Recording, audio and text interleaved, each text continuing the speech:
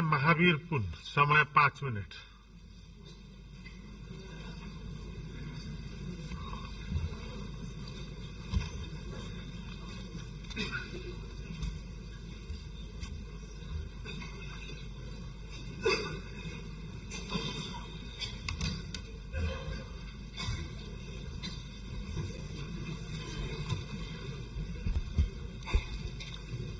सम्माननीय सभामुखज्यू र सम्पूर्ण आज यो सभामा उपस्थित हुनुभएका मान्यज्यूहरू, सर्वप्रथम त म एउटा अचम्मको सांसदको रूपमा यहाँ आएको छु, किनभने म फरक छु, बोल्ने तरिका पनि फरक छ, काम गर्ने तरिका पनि फरक छ, सबै कुरा म प्राय सबैसँग मिल्दैन। त्यसैले म आफ्नो परिचय पनि दिन चाहन्छु र म कसरी यो ठाउँमा आउनै नपर्ने मान्छे यो ठाउँमा कसरी आइपुगे भन्न पनि चाहन्छु। म अमेरिकामा पढेर नेपालमा 2049 साल भाद्र महिनामा आएको र अहिलेसम्म 33 वर्षभन्दा बढी काटिसक्यो। एउटा झोला बोकेर पूर्णकालीन समाजसेवीको रूपमा काम गरिरहेको छु र म चाहिँ राजनीति गर्ने राजनीतिकै होइन, म समाजसेवी हुँ र समाजसेवी नै रहनेछु। सदनमा मेरो भूमिका पक्ष विपक्ष भन्दाखेरि पनि निष्पक्ष हुनेछ। समाजसेवी भएको हुनाले मलाई प्रतिनिधि सभाको चुनावमा उम्मेदवार हुने कुनै रहर पनि थिएन, मैले सोचेको पनि थिएन। तर 2082 साल भाद्र 23-24 गतेको जेनजी आन्दोलन भएपछि जेनजी भाइ बहिनीहरूले मलाई नै बोलाएर शिक्षा तथा विज्ञान मन्त्री बनाइदिए। त्यति बेला म ताप्लेजुङ जिल्लाको गाउँ गाउँमा किताब बेचिरहेको थिएँ, मेरो आफ्नो आत्मकथाको किताब बेचिरहेको थिएँ र 4 महिनासम्म मन्त्री भएँ। 4 महिनासम्म मन्त्रीको रूपमा काम गर्दाखेरि मैले शिक्षा क्षेत्रमा भएका अनेकौं समस्याहरू, चरम राजनीतिकरण र विकृतिहरू देखेँ। ती विकृतिहरूलाई हटाएर विद्यालय, कलेज र विश्वविद्यालयहरूमा विशुद्ध शैक्षिक वातावरण बनाउन प्रयास गरेको थिएँ। त्यसको लागि 3वटा विधेयकको मस्यौदा बनाएर अध्यादेश ल्याउन र 4वटा नियमावलीहरू ल्याउन प्रयास गरेको थिएँ। तर ती अध्यादेशहरू र नियमावलीहरू ल्याउन त्यति बेला काम चलाउ सरकार भएकोले जतिसुकै प्रयास गर्दाखेरि पनि सकिएन।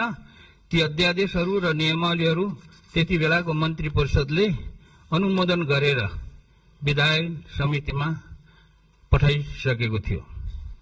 माघ 6 गते प्रतिनिधि सभाको सदस्यको लागि नाम दर्ता गराउने 40 घण्टा अगाडि अर्थात् माघ महिनाको 4 गते बेलुकी 7 बजेसम्म पनि मैले ती अध्यादेशहरू र नियमावलीहरू ल्याउन टुप्पीदेखिको बल लगाएर प्रयास गर्दाखेरि पनि विधायन समितिबाट ती कामहरू अगाडि बढेनन्।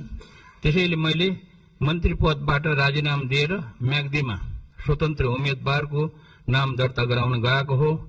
यसरी चुनावमा उठ्नै नपर्ने र उठ्नै नहुने मान्छे चुनावमा उठेको हुँ।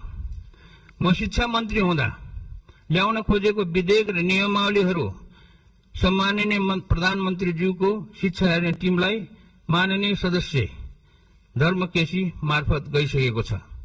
आज सदनमा उपस्थित हुनुभएका माननीय ज्यूहरूलाई छोटकरीमा भन्नुपर्दा ती विधेयक र नियमावलीहरू यस प्रकार थिए भनेर जानकारी दिन चाहन्छु।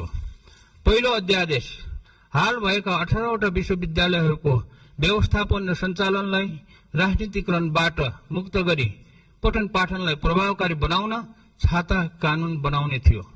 त्यसमा सम्पूर्ण विश्वविद्यालयहरूको कुलपति प्रधानमन्त्री हुने व्यवस्थालाई हटाएर योग्य र इमानदार प्राज्ञिकहरूको समूहले विश्वविद्यालय सञ्चालन गर्ने भन्ने विधेयक थियो।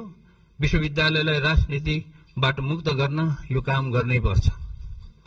दोस्रो अध्यादेश विश्वविद्यालयमा लेक्चरर, उपप्राध्यापक, सहप्राध्यापक र प्राध्यापकहरूको नियुक्तिमा भएको चरम राजनीतिकरणलाई हटाउन र योग्य व्यक्तिहरूलाई नियुक्त गर्न हाल प्रत्येक विश्वविद्यालयमा भएका 18वटा विश्वविद्यालय सेवा आयोगहरूलाई खारिज गरी लोकसेवा आयोग जस्तै एउटा मात्र सेवा आयोग गठन गर्ने भन्ने विधेयक थियो। तेस्रो अध्यादेश अर्थतन्त्र विकास गरेर नेपाललाई कागजमा मात्र होइन कि आर्थिक रूपमा नै एउटा समृद्धिशाली देश बनाउन र युवाहरूलाई स्वदेशमा नै रोजगारी सृजना गर्नको लागि विज्ञान प्रविधि व्यावहारिक अनुसन्धान र नवप्रवर्धनलाई उच्च प्राथमिकता दिने र प्रतिभाशाली र सृजनशील युवाहरूलाई देशमा नै प्रधानमन्त्रीको नेतृत्वमा एउटा विज्ञान प्रविधि अनुसन्धान तथा नवप्रवर्धन कोषको निर्माण र सञ्चालन गर्ने भन्ने विधेयक थियो। यो विधेयकको बारेमा मैले विगत 20 वर्षमा बनेका धेरै सरकारहरूलाई गरेको विनम्र अनुरोध भालुलाई पुराण सुनाएको जस्तो भएको थियो। अहिलेको सरकारले पक्कै पनि यो कुरा सुन्छ होला भन्ने विश्वास छ। यो सारा नेपालीको अनुरोध हो, मेरो मात्र अनुरोध होइन। 4. विज्ञान प्रविधिको विकास नगरिकन कुनै पनि देश आर्थिक रूपमा समृद्ध नहुने भएकोले नेपालमा एउटा छुट्टै र शक्तिशाली विज्ञान प्रविधि अनुसन्धान तथा नवप्रवर्धन मन्त्रालय खोल्नुपर्छ। त्यसलाई चलाउन सक्षम विज्ञहरू राख्नुपर्छ भन्ने मेरो भनाइ एउटा कानले सुनेर अर्को कानले नउडाइयोस् भन्ने मेरो विनम्र अनुरोध छ। यो कुरा म आफू नै शिक्षा तथा विज्ञान मन्त्री हुँदा जोडतोडले उठाएको थिएँ, तर त्यति बेला सफल हुन सकिएन। 5. विद्यालय शिक्षा सञ्चालनको जिम्मा स्थानीय सरकारलाई दिएको हुनाले विद्यालय शिक्षामा धेरै विकृतिहरू जन्मेका रहेछन्। यो कुरालाई ध्यानमा राखेर शिक्षा नियमावलीमा धेरै नै सुधार गर्नुपर्ने छ र सो कुरा मैले प्रयास गरेको हो, तर भएन। जस्तै उदाहरणको लागि विद्यालय व्यवस्थापन समितिको गठनमा राजनैतिक हस्तक्षेप हटाउने, योग्य प्रधानाध्यापकको नियुक्ति गर्ने, शिक्षकहरूको सरुवामा राजनीतिक प्रभाव हटाउने र दरबन्दी शिक्षकहरूको दरबन्दी बढाउने जस्ता। ल म सकिहालेँ, यति समापन गर्नुहोस्। म 1 मिनट दिनुहोस्। र 6 नम्बरमा यो सिटिभिटीलाई पुनर्संरचना गरी त्यहाँबाट पनि राजनीतिकरण नहटाएसम्म र नयाँ सिस्टम नबसालेसम्म त्यहाँबाट विद्यार्थीहरूले सिपमूलक प्राविधिक शिक्षा प्राप्त गर्न नसक्ने कुरा प्रष्ट पार्न चाहन्छु। अहिले त्यहाँ अधिकांश सैद्धान्तिक पढाइ मात्र हुने गरेको छ। त्यसको लागि मैले शिक्षा मन्त्रीको रूपमा चालेको कदमहरू पूरा भएनन्। अहिलेको छोटो समयमा सबै कुरा राख्न सकिन। ती गर्नै पर्ने सबै कुराहरू बेला बखतमा भन्दै गरौँला। अन्तमा राष्ट्रिय स्वतन्त्र पार्टीका सम्पूर्ण युवा भाइ बहिनीहरूलाई नेपालको इतिहासबाट एउटा अत्यन्तै महत्वपूर्ण पाठ सिक्नुहोस् भन्ने अनुरोध गर्न चाहन्छु। इतिहास यस प्रकार छ।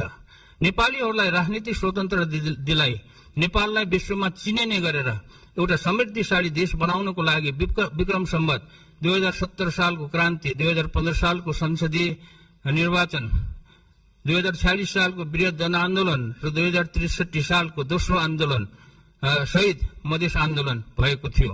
ती आन्दोलनहरूले जनतालाई राजनीतिक अधिकार पनि दिलाएकै हो। त्यही अधिकार प्रयोग गरेर नेपाली जनताले अहिले राष्ट्रिय स्वतन्त्र पार्टीलाई झन्डै 2/3 बहुमतले जिताएको छ। राम्रो काममा मेरो पनि सम्पूर्ण साथ हुनेछ, तर नेपालीहरूले अपेक्षा गरे अनुसार भ्रष्टाचारीहरू, घुसखोरीहरू, लोभी पापी दलालीहरूको समाजमा गाडिएको ज्वरो उखेल्नको लागि हाम्रो समाजमा भएको नातावाद, कृपावाद, चाकरीवाद, चापुलिसवाद जस्ता कुसंस्कारका दलदलमाबाट एकदमै टाढा रहनुहोस्। यदि पहिलेकै राजनीतिक दलहरूले जस्तै गरेर स्वतन्त्र पार्टी पनि नेपाली समाजको ती कुसंस्कारहरूमा फस्यो भने भाद्र 23-24 गतेको जेनजी आन्दोलन पनि कालान्तरमा असफल हुनेछ। ल धन्यवाद छ। अनि अन्तमा एउटा कुरा, यहाँ आजको कार्यसूचीमा मैले एउटा देखेको थिएँ, एउटा यो अध्यादेश रहेछ। यसमा थप कुरा के गर्न चाहन्छु भने अध्यादेश मतदाता नामावली पहिलो संशोधन अध्यादेश 2082 मा भन्ने रहेछ। त्यसमा चाहिँ म के भन्न चाहन्छु भने अब आउने 2084 को प्रदेश र स्थानीय सरकारको चुनावमा विदेशमा काम गर्ने सम्पूर्ण वैधानिक नेपाली नागरिकहरूले पनि भोट दिन पाउने व्यवस्था होस् भन्ने कुराको अनुरोध गर्न चाहन्छु। किनभने यो कुरा मैले गत फागुन 21 गतेको चुनावमा पनि व्यवस्था होस् भनेर म आफू मन्त्री हुँदा पनि पटक पटक प्रयास गरेको हो, त्यो हुन सकेन।